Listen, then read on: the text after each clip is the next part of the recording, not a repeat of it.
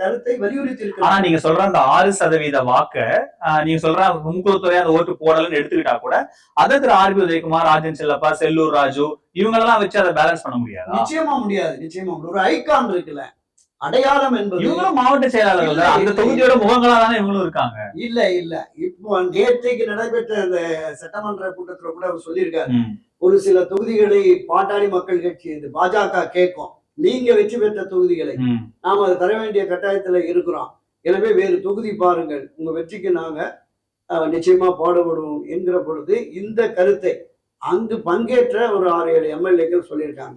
எப்படியாவது ஒண்ணு சேர்த்துட்டோம்னா நம்ம போறதுக்கு சரியா இருக்கும் அப்படின்னு, அதெல்லாம் பார்ப்போம் அப்படிங்கிற மாதிரி. இல்ல அவரு சேர்க்க மாட்டாரு, இல்ல இபிஎஸ் எப்படி சேர்க்க போறது இல்ல. அப்புறம் இல்ல அப்படி சேர்க்காவிட்டால் எழுதி வச்சுங்க, 2026 தேர்தலில திராவிட முன்னேற்ற கழகம் வெற்றி பெற்றுவிடும்.